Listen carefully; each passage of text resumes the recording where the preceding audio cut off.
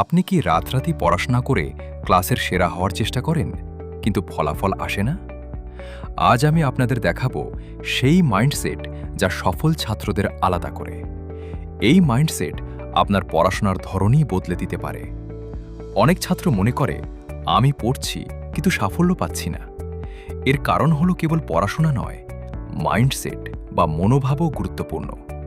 সফল ছাত্ররা কেবল পড়াশোনা করে না, তারা নিজেকে সঠিকভাবে পরিচালনা করে। একজন ছাত্র রাতের 2টা পর্যন্ত পড়ছে, কিন্তু মনে নেই কিভাবে মনে রাখবে। অন্য একজন ছাত্র একই সময়ের মধ্যে ফোকাস দিয়ে পড়ছে এবং ভালো ফল পাচ্ছে। পার্থক্য তাদের mindset. Mindset number 1, growth mindset, বৃদ্ধির মানসিকতা।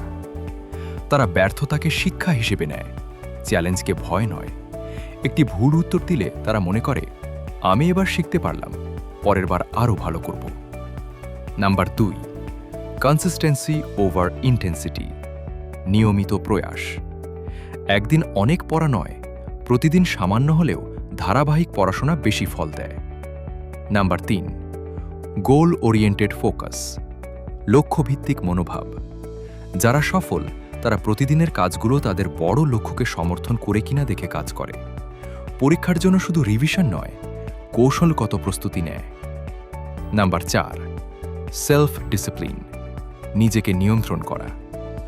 সফল ছাত্ররা সময় মতো পড়াশোনা করে, মোবাইল/ডিস্ট্র্যাকশন থেকে দূরে থাকে। নাম্বার 5, পজিটিভ সেলফ টক, সকারেটিভ আত্মবক্তব্য। নিজেকে বলো, আমি পারব, আমি আজ উন্নতি করছি। এটাই তাদের মোটিভেশন। কিভাবে আপনি এই মাইন্ডসেট গঠন করবেন? প্রতিদিন ছোট লক্ষ্য নির্ধারণ করুন, যেমন আজ 2টি অধ্যায় পড়া।